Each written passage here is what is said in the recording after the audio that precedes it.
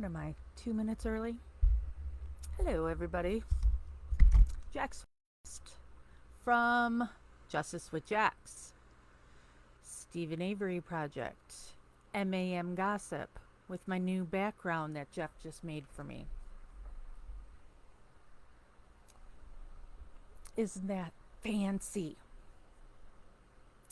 So, I wanted to come on today to talk about the event I went to last night. And so it was an event by the Illinois Innocence Project, and they brought Amanda Knox here, where Amanda had her new book, and you could buy her book, and she would sign it for you. And she read a chapter of the book. Let me turn my fan off just because. So we don't have that noise of the fan. Sorry.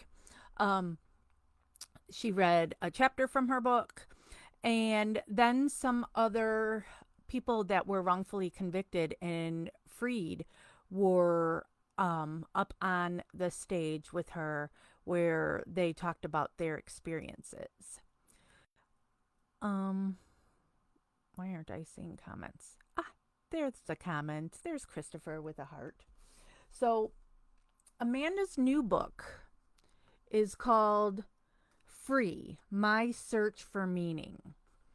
And so the Hulu show that's on right now, it's not a documentary. It's, a series that is based on her first memoir.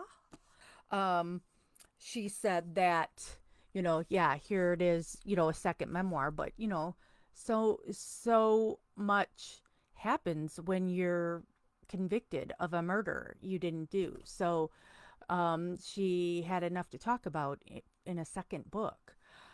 The back of the book says, life is inevitably going to deliver upsets and left turns and catastrophes. Your things will be ruined, lost, or given away. But it's possible to detach your joy from things entirely, while still finding pleasure in that photograph of your mother or that spineless copy of Dante's Divine Comedy. It's not the paradox it seems. I learned to value what I had precisely because it could all be taken away in an instant. When I was stripped of nearly everything, the one thing I still had was myself, and I was enough.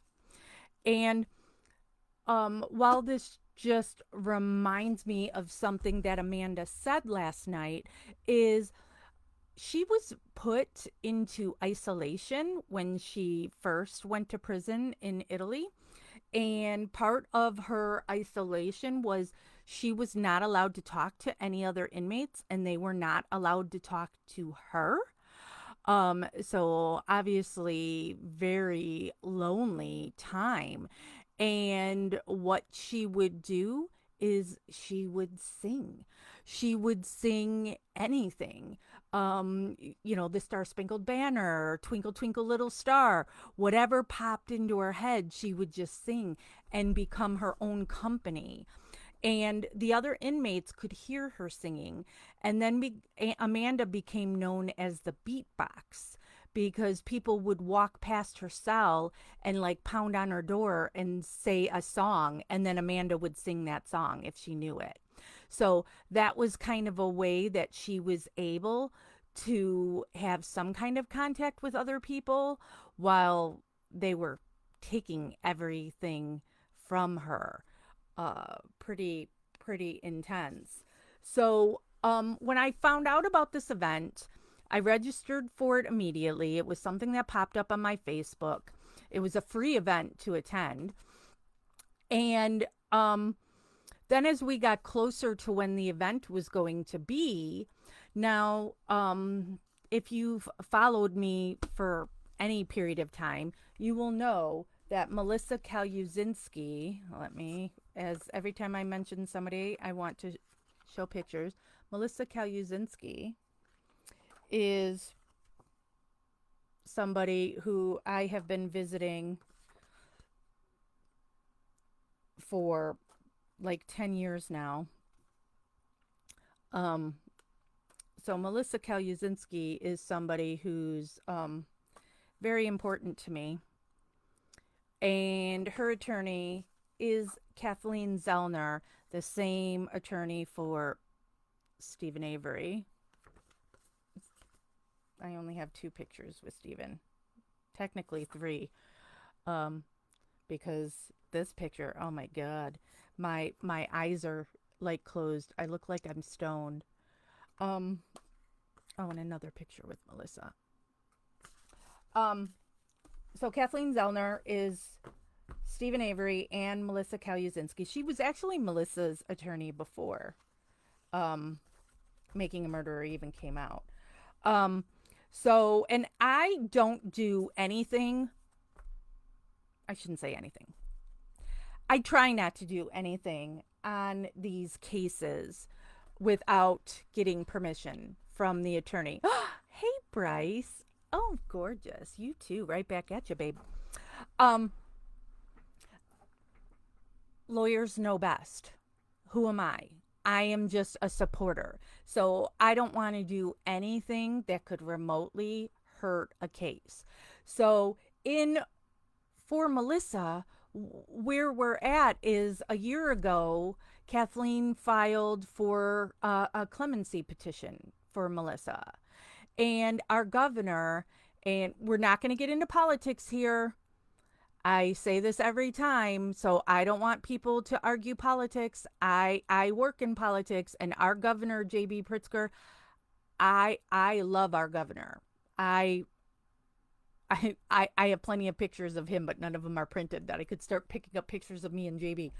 I love JB Pritzker, but he has not ruled on Melissa's case, and I'm extremely upset by that. And when I was down in our capital, Springfield, for work, which also I visited Bryce at that time too. Or Bryce visited me, I should say, because I'm like, it's too hot down here. I'm not leaving my hotel. If you can come to my hotel. I did go to the governor's mansion, and I recorded a video to JB, asking him to grant Melissa's clemency, and something on her official Facebook page that her aunt runs and that her father is a part of. They've been asking people, and I've made those posts here on Justice with Jax, asking people to write letters, emails to our governor, asking him to grant Melissa's clemency or to make a video. So now, as we got closer to this event, it dawned on me, because I know Melissa and I have talked about this for years now, that Amanda Knox is somebody who has reached out to Melissa, so they have had conversations. And you saw this last night at this event too, but, I already knew this, but the wrongfully convicted people have their own family. They become a family. And it was something you saw in Amanda Knox's Hulu series on the new episodes come out on Wednesday. So it was just on yesterday's episode. And they did talk about it a little bit last night, how we can empathize with what it's like to be wrongfully convicted, but unless you've been, you don't know how it feels to be in their shoes, right? And so when Amanda, when her conviction was overturned, she had just spent 4 years in an Italian prison, and her conviction is overturned. She's able to go back to Seattle, Washington, to the States, and but people still think you're a murderer. And you have to deal with that. We went through that, and I know I'm jumping all around places, and I'm probably going to forget like where I intended to go on things. But, I was with Brendan's case, Brendan Dassey's case, when his conviction was overturned. And then it was a big deal of all these discussions behind the scenes that when, because we were thinking Brendan was going to be released, and there's all these rules on these places on where Brendan can go, because guess what? Even though your conviction is overturned, people still think you're guilty and they still think you're a killer. So your life is at risk. And so Amanda goes home, and you're confronted by all these people that are out front of your parents' house with murderer signs and all this, and nobody knows how you feel. And Amanda goes into this depression and like stays in bed for months and doesn't want to do anything. And oh my god, I love the woman who plays her mother in the Hulu series. I can't remember her name, but she's on this, was it an Apple Plus series of the, like, called The Bad Sisters or something like that. um it's an Irish show. Oh my God, it is so good. And the theme song, I love the theme song of that show. But so that's who plays Amanda's mom. And I did tell Amanda that last night too, that I love the woman that's playing her mom. But so her mom goes and drags her out of bed and drives her someplace. And it turns out it's like a convention or a forum or something. I don't know what it was, but it was wrongfully convicted people. And so Amanda is, in her head and all this. And this man um just says to her, I can't remember the exact words, so forgive me, but it's along the lines of, you don't have to say a word. We got you, sis. Oh my God, I'm getting chills just by saying that. And when I watched it, it made me tear up. I am so happy that Amanda and other wrongfully convicted, when they get released and when they are able to find their tribe, their people that, were wrongfully convicted. Oh, thank you, Christopher. Sharon Horgan is her name. Oh my God, she's brilliant. Love it. Watch the Bad Sisters. Is that what it's called, Christopher? Um, it's good. Oh, sorry, that's my family messaging. Um, so I had asked Kathleen, I emailed her and I said, I'm going to be going to this Amanda Knox event in Chicago. And can I ask her if she would write a letter and or do a video to the governor asking for him to grant Melissa's clemency? And then Kathleen emailed me back saying, I am going too, so we can both ask her. So when I got there, the event was actually on the 6th floor. I saw when I walked in that Kathleen was sitting in the lobby, but I try not to be like a fangirl with Kathleen, and I'm just gonna leave her alone. And so I went upstairs, went into the event, and there was hardly any Bad Sisters. Yep.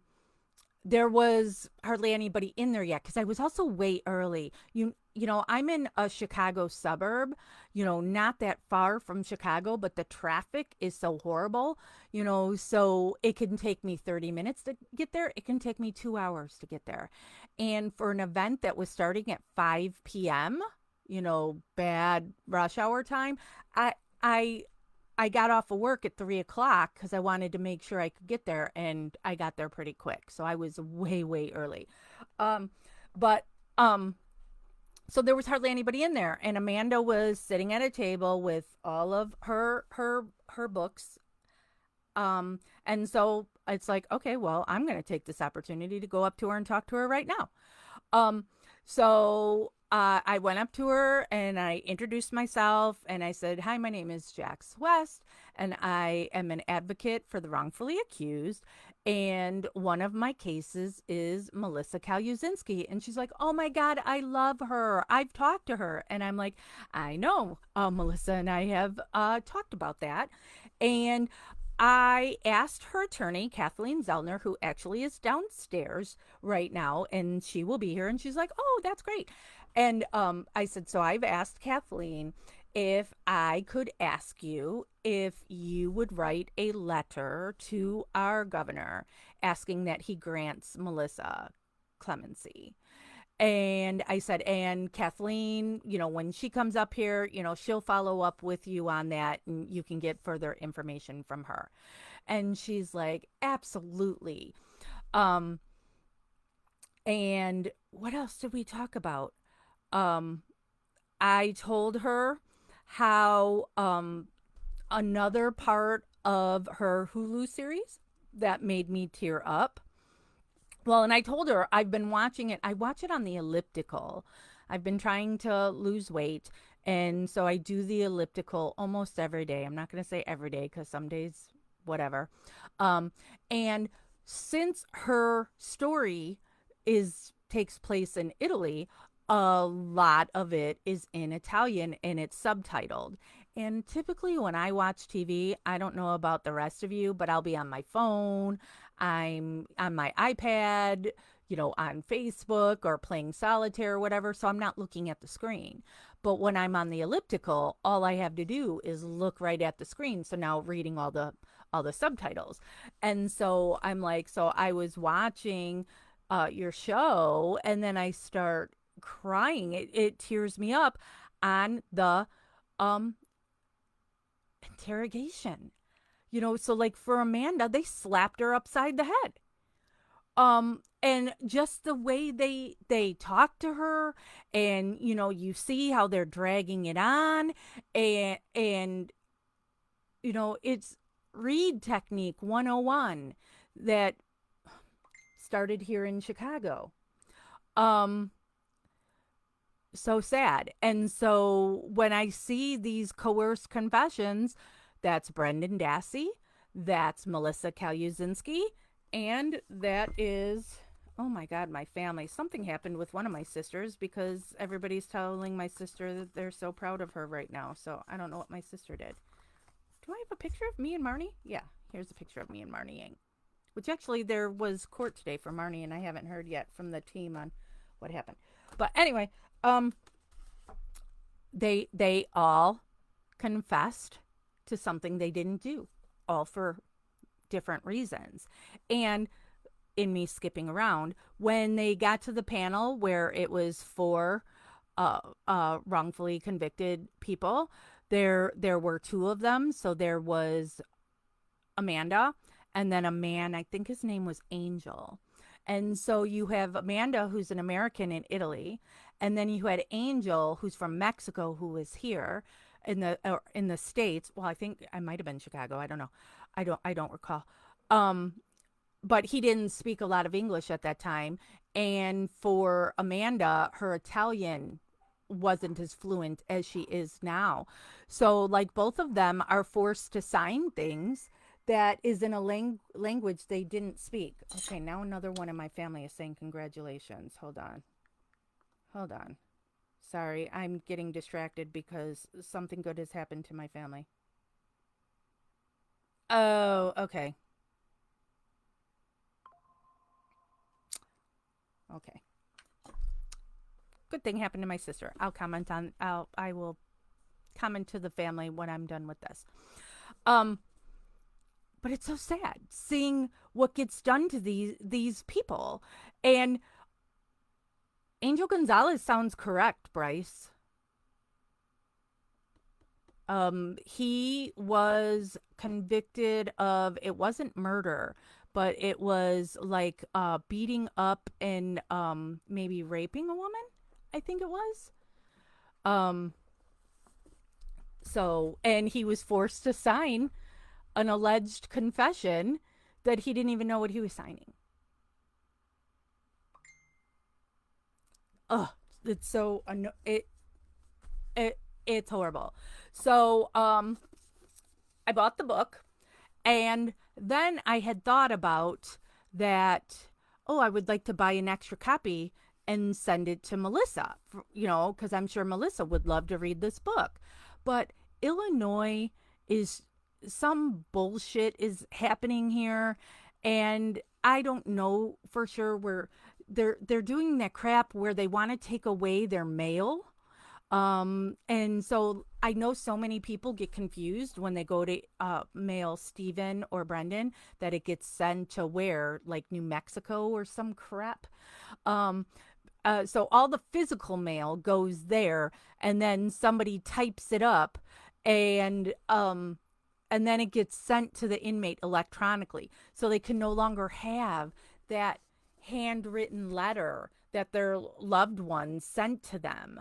Um, and then and they're claiming they have to do this because that's how drugs are getting into the prison. It's, the paper is laced with whatever, and then blah blah blah. The most drugs that get into prisons come from the officers who bring it in. So this is just stupid. And so one of the things that it said is books and magazines could only be sent by the publisher. How the frick am I supposed to send her stuff from the publisher? I don't know if Amazon counts as a publisher, but when I send her books and magazines, I order it on Amazon, and Amazon just ships it directly to her, so then I don't have to do anything, to make it as easy as possible. So, um, I then, when I talked to Kathleen, as I'm jumping around again, I told her about that, and she says, "Oh, that's okay. I can do that." Um, so hopefully Kathleen now bought a copy of this book, and because when you're the attorney, you've got legal, you know, rights. You send the legal mail or whatever, and it doesn't have to jump through the same hoops that our stuff has to. So hopefully Melissa will get this book.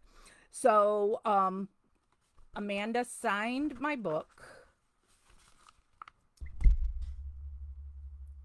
and it says, "To Jax, thank you for fighting us." For fighting us? Oh, that's what the Avery family would say. "Thank you for fighting for us." And then her signature. Um, so then I went to my table, and it's like you're that nerdy student or whatever. Nobody was picking the table that was, because there was no assigned seating, and so nobody was picking the table that was right in the front, in the middle, the front row. So that's where I went, right there with the seat that was directly across from where they would be sitting on the stage. Then Kathleen Zellner came up, and she was with like 6 young people, I'm assuming like interns or such from her office. And so then that's when I went over to her. I told her that I talked to Amanda, and I asked her to write the letter, and that she was, totally okay with doing that, and that I had told her that Kathleen would follow up and give her further information. And then, as I already said about the book, and Kathleen said she would do that. And then I asked Kathleen for a picture. And so I did and take a picture with Kathleen, which is posted. All the pictures I took from the event are posted here. They're also posted on Stephen Avery Project and in our MAM gossip group. And so then I was sitting there for a while. The event hasn't started yet. And then I see across the room Stephen Drizzen.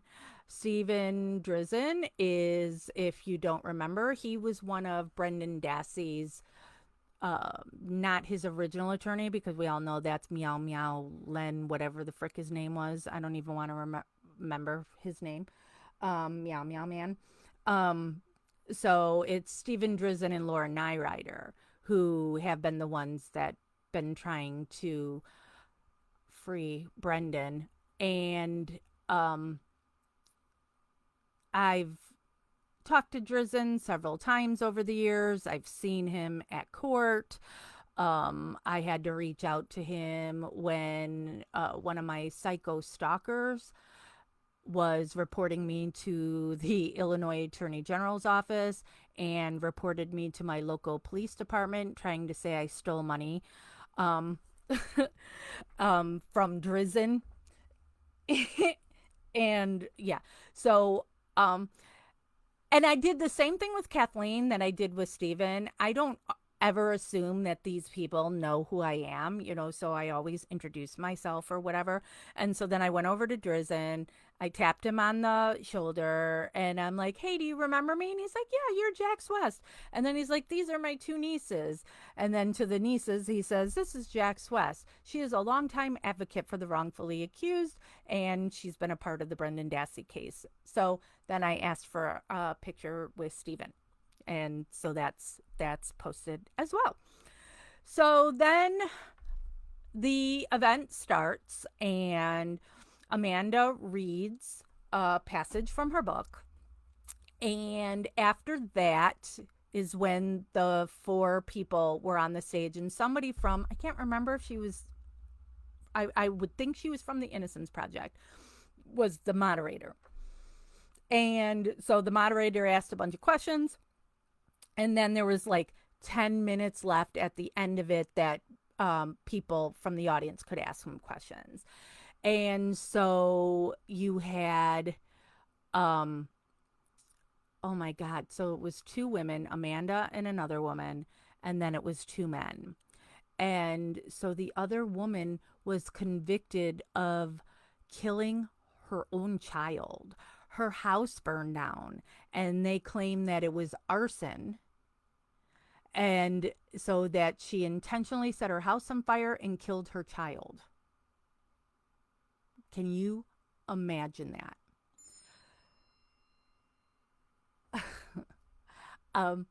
So then when she was sentenced, and she was sentenced to, it was like 111 years. So she was sentenced 50 years for this and 60 something years for that or whatever. The judge literally, not literally, but you know what I'm saying, threw the book at her. And it turns out this woman at the time that she was on trial was pregnant. And she was a single parent. And so the judge also said, not only is she going to prison for 111 years, but when this baby is born, they are going to take that baby and put it in foster care.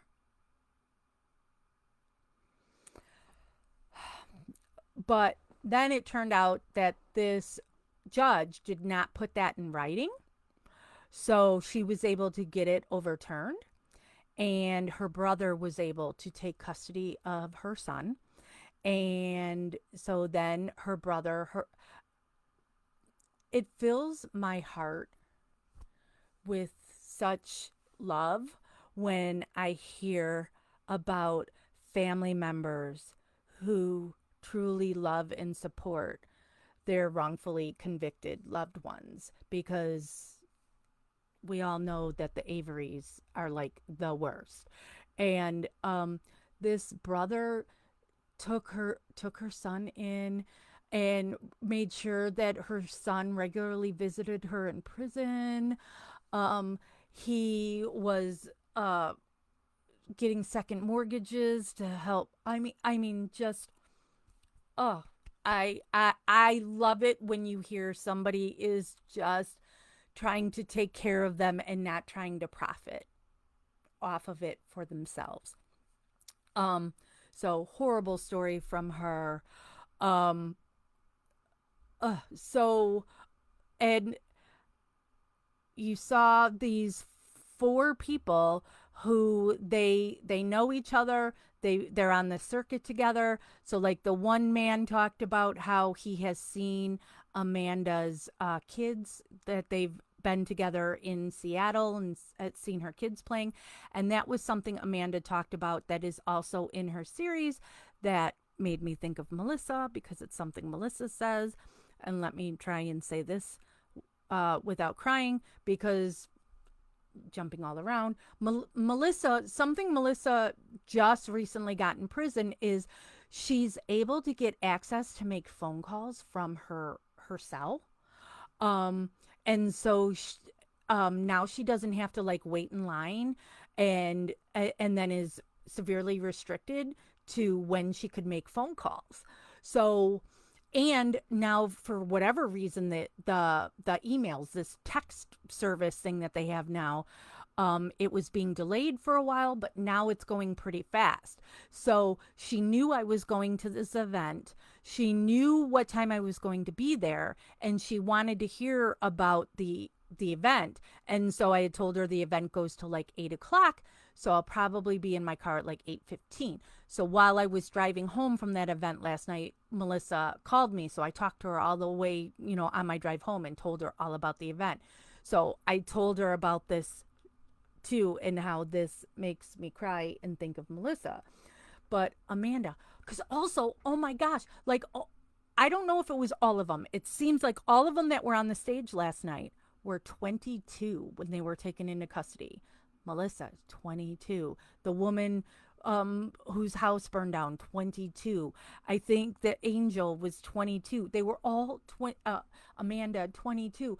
And so when Amanda is sentenced to 26 years at 22 years old, she said, I can do the math. When I get out, I'm going to be in menopause and I'm not going to be able to have children. And that's Melissa. Melissa is she 36 now? She's born in 86. I'm not doing that math. I don't do math. Somebody else does that math. And Melissa's birthday is right around the corner. Her birthday is 10/4, good buddy. And Melissa's dad's birthday is today, by the way.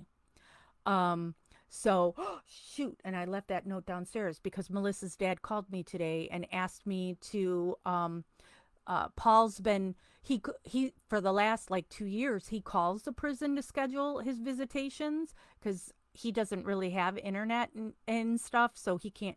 I sign up online, but prior to him being able to make those, just call and get on the visitors list, he would have me sign him and his wife up for visiting. And so apparently Paul called the prison today trying to schedule because Melissa's birthday's a Saturday. So and that's when Melissa's parents will go, is one Saturday a month. So they're going to go 39 this year. Thanks, Bryce. So they're going to go on Melissa's birthday. But when Paul called today to make the appointment, I'm not going to go into the long story, but he was treated like garbage and they eventually like hung up on him and told him to call back. So Paul called me and asked me if I could schedule the appointment. And I said, and he called me while I was at work, and I'm like, well, I can't schedule it now. I can only do it probably on this laptop that I'm using right here, because you have to put in like driver's license number, birth date, height, weight, all this stuff every single time you sign up. And this computer, the last time I did it, which I said is probably 2 years ago, it was all auto generated and would come up. So I got to try and remember then when I'm off of this to try and schedule that visit for them.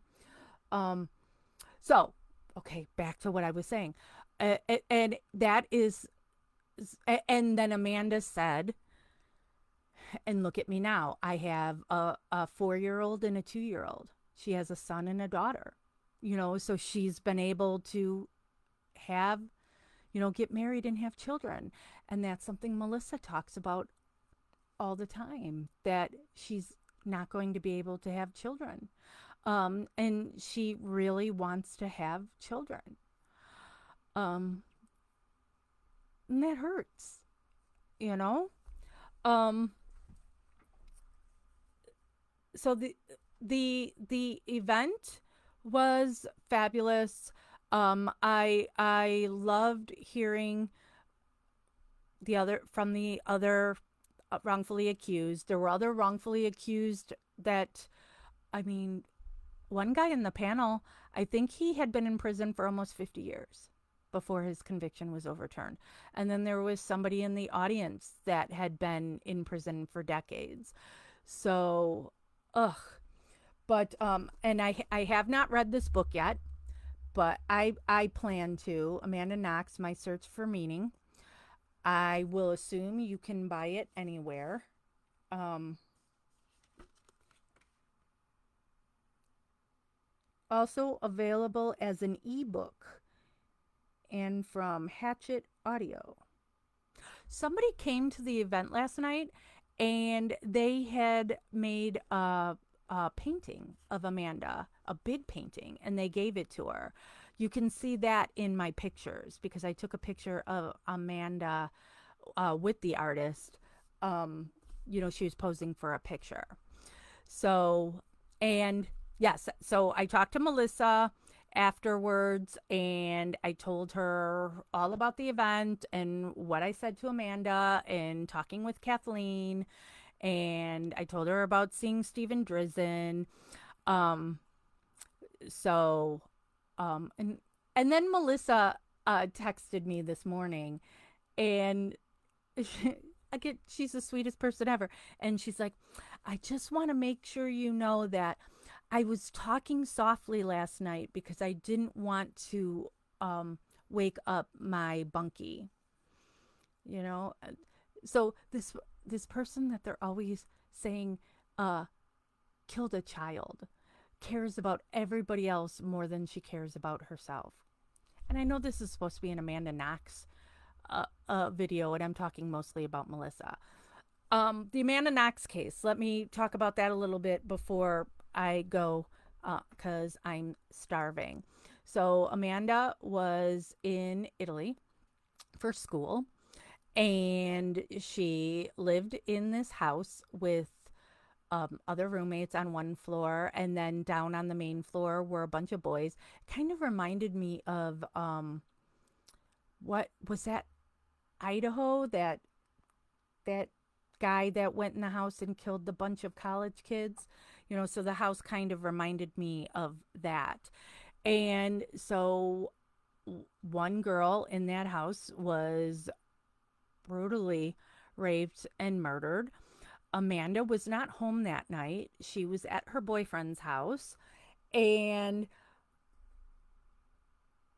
this wackadoo prosecutor who thinks he speaks to God and that God directs him on everything. I don't know. So he just kept making up this narrative. These are just his theories, and theories aren't facts. And they had pretty much right away DNA and evidence of who it was that actually raped and murdered this poor girl. And it was not Amanda. But Amanda is a very pretty girl, first of all. So she's a very, very pretty girl, but she's also awkward and weird. And so she doesn't react to things how people want her to act. And so when the house is a crime scene and she's standing with her boyfriend, she smiles at him and she kisses him. And then press and everything starts calling her Foxy Noxy, and they're making her into this gigantic slut, which, first of all, there's nothing wrong with that. I'm always, do you, boo? If you're not, well, even if you are in a marriage or whatever, if you're in an open marriage and having multiple partners, that's all your business. It's nobody else's business. If you're not hurting anybody, live your life. Um, so I, so even by them, oh, she's a slut. Even if she was a slut, and I'm not saying she is, I don't know if she is, nor do I care if she is. Doesn't matter to me at all. But even if she's a slut, it doesn't mean she's murdering her roommate. Um, this is just bizarre, that they jump on this poor girl, and because she looks at her boyfriend and gives him a smile and a kiss means, oh, she killed this girl and she's blah blah blah. And then something that happened in the courtroom, and Amanda talked about this last night, is her parents were there. So it was her mother and her father who are divorced, and then her stepfather actually moved there. Hey, Bryce. Um, her stepfather actually moved there, so her parents were doing, and her sister were very supportive of her and doing everything uh uh for her. And when she would see her family in court, she would smile at them. And I talked to Melissa about this too, that Amanda had said this. And she's like, because again, these people thinking about others, they're the ones that are in prison and going through this whole thing, but their families are going through something too. And so she wants her parents to think, her family to think she's okay, so she gives them a smile. But then immediately to press and prosecutors and everything is like, oh, she's so unfeeling, look at her, not caring at all. And that's not it at all. You're giving your family a smile. And Amanda is also somebody who didn't want to show emotion. She's not a person that does that. And I have defended the Hallbach family for years in the Stephen Avery case when people want to judge Teresa Hallbach's mother for not behaving a way that they think she should behave when her daughter is murdered. You don't know how somebody is raised and how they behave. So maybe my best friend was raised for, and he's a black man, and he was raised with, you do not cry, and he's a black gay man. But it's like, so he gets upset with himself if he does get emotional in front of other people. So I'm not going to judge somebody for how they're behaving in a courtroom. And there's such rules on things where, like, it was held against me at the Brendan Dassey when we were at the Seventh Circuit in Chicago, that I was wearing a hoodie that Brendan actually designed and wanted made. And that's what I wore as my coat. It was not, so now people, since it's a hoodie, they're like, look at her going to court like a hoodlum, blah, blah, blah. And it's like, did you see how Barb and Scott Taddock were dressed there? I mean, it's hardly fashion police to attend court. I'm sorry, whatever. But, and then Drizzen, who I already talked about, but Drizzen came up to me when I was in line to get into the courtroom there, and he says, I know you didn't mean anything by this, but could you please take that off because the judges will be offended by it. When I was on the Kent Pellegrini case and I had to go to court there, we were told, do not wear anything because the judge will get pissed off about it. So, which I want to call bullshit on all of that. I hate judges can have these kinds of egos. Oh, let's not hurt their ego while this person's rotting away in prison for something they didn't do. Please don't let me wear a pin that says justice for Melissa. Stupid. So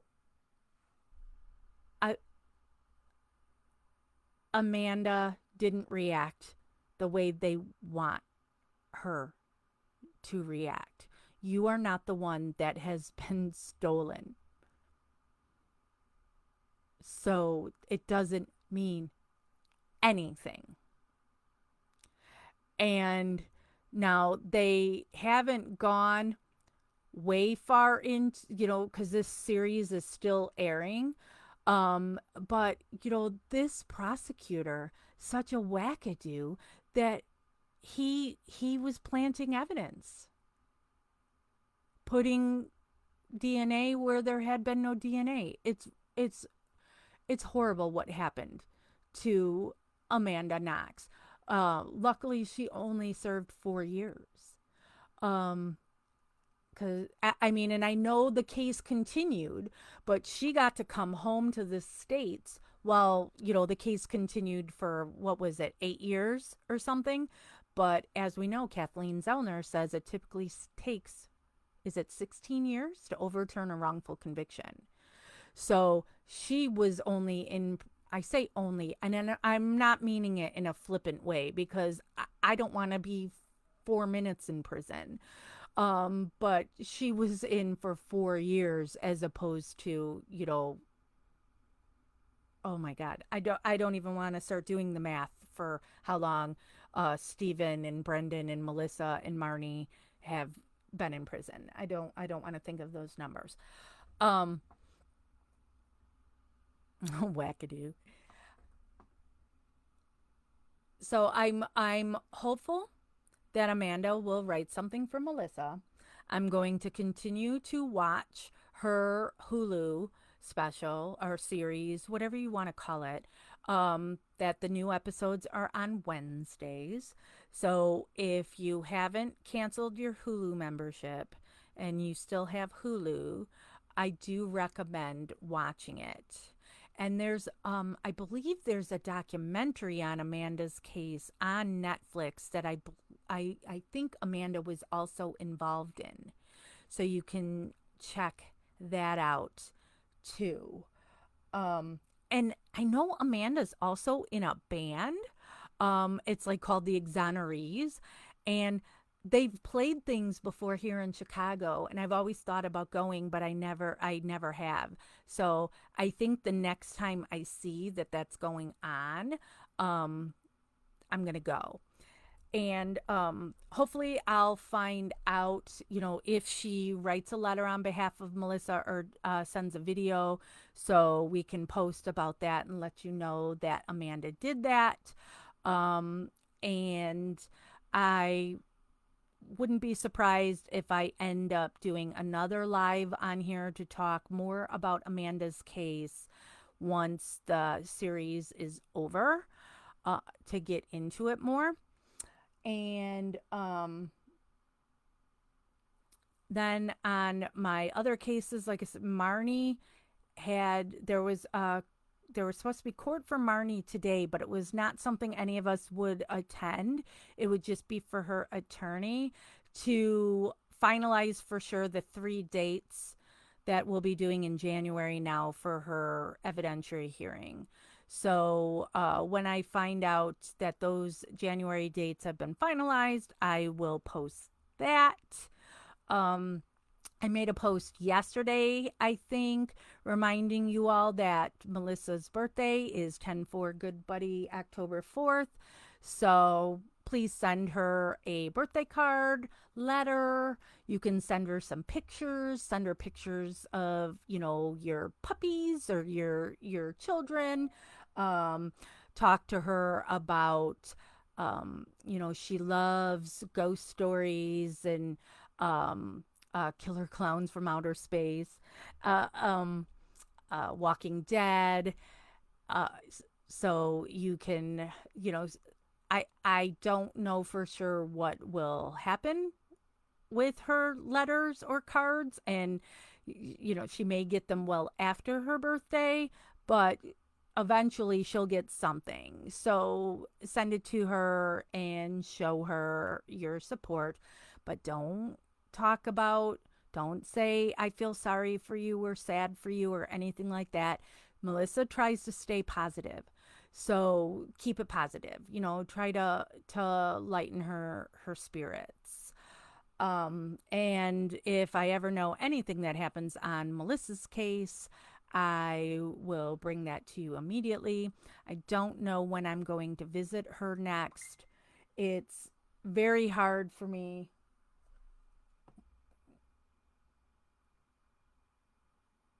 Mm.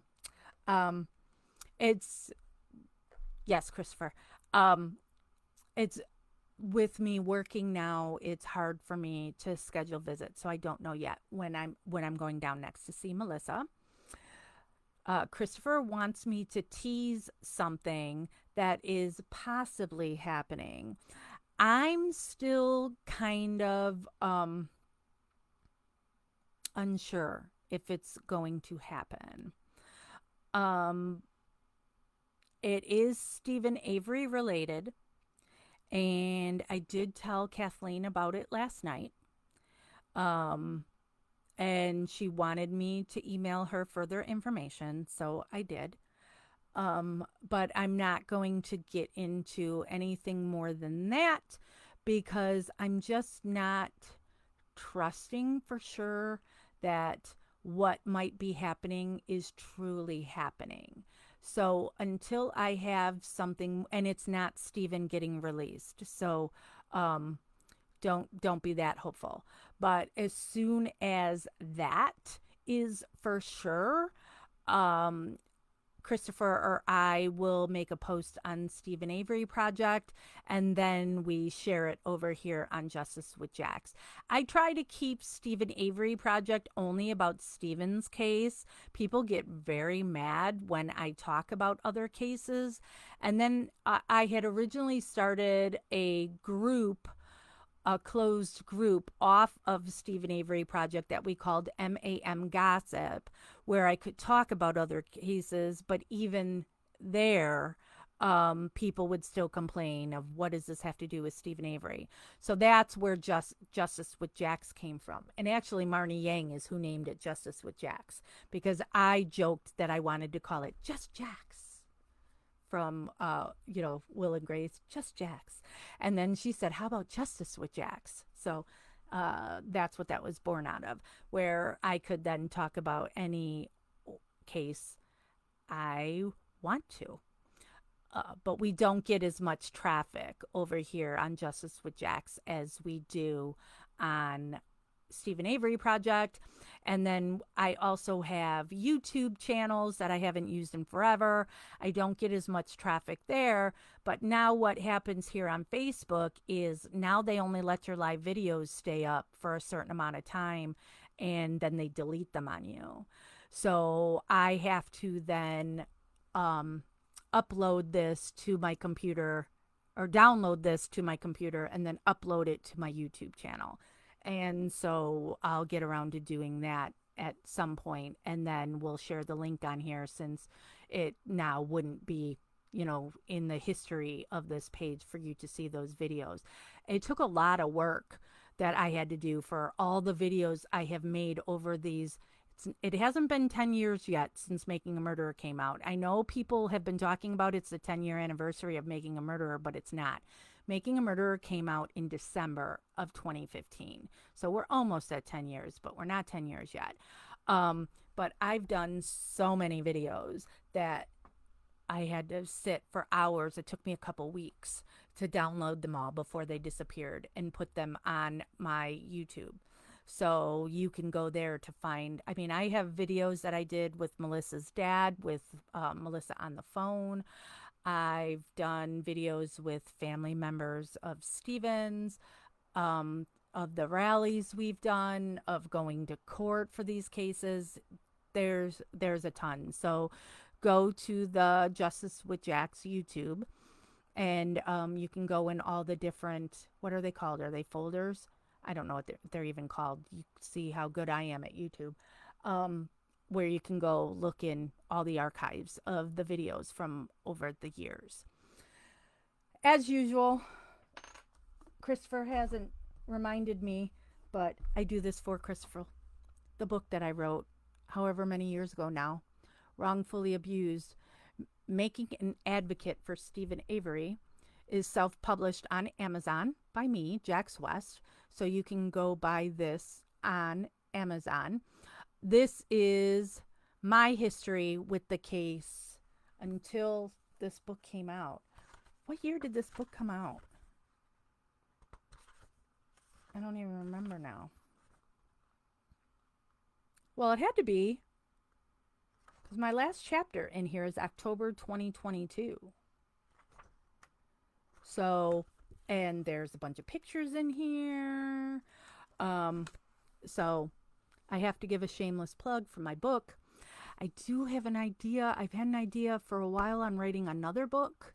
But I'm so busy with work and my other stuff, and now I'm running for political office. We're not talking politics. But I've got a whole lot that's going on right now. So maybe this winter. My work slows down in the winter. So maybe I can write my second book. So, all right, I'm going to go. And I don't know when But Bryce and I at some point are going to be taking another field trip up into the land of Manitowoc. Christopher, you actually should come here, and then you, me, and Bryce go together. We should talk about that because Christopher's never been. And there's Christopher. Christopher, let me just say this before I go to. I couldn't do the stuff that I do without Christopher. He does not just help me here on Justice with Jax and Stephen Avery Project. He helps me with my personal stuff too, especially me being in politics and somebody is harassing me. And there's Christopher to my rescue. So Christopher keeps these pages going that I'm always, like I said, I'm busy. And so Christopher is the one that will like we get the same messages, especially on Stephen Avery Project, because every day somebody watches Making a Murderer for the first time. And it can be annoying, but I always say we can't be annoyed at these people because once upon a time we were new to the case too. And so people will message us saying, did anybody ever think that it could be this? And, of course, whatever. And then our number one question is always, how can I write to Stephen Avery? And so it's Christopher that's always answering everybody. It's Christopher who, I'll just text him and say, okay, I'm going to go live at this time. And then he makes the Facebook event and puts it in all the groups for me. And so I can't do this without Christopher. So thank you so much, Christopher, for everything you do to help me with all of these pages and with life. I don't know when I'll go live next. Always, as soon as something new happens in any of these cases, we will bring it to you. If my teaser gets finalized, you will hear from that. Shut up, Bryce. It's not an owl. We're not. I'm trying to go, Bryce. I want to go eat dinner. Well, first I have to see if I can make Paul's visitation with Melissa. I'm not going to start arguing that an owl did not kill her in the staircase. The staircase is what killed her, but her husband is who pushed her down. Hit her with that fireplace poker. So one last plug, since this is the Amanda Knox. Amanda Knox, my search for meaning. And her first book and what the Hulu series is based on is Waiting to Be Heard. There we go. I am out, and I will be talking with Christopher and Bryce soon so we can plan our Manitowoc field trip. All right. As always, investigation continues.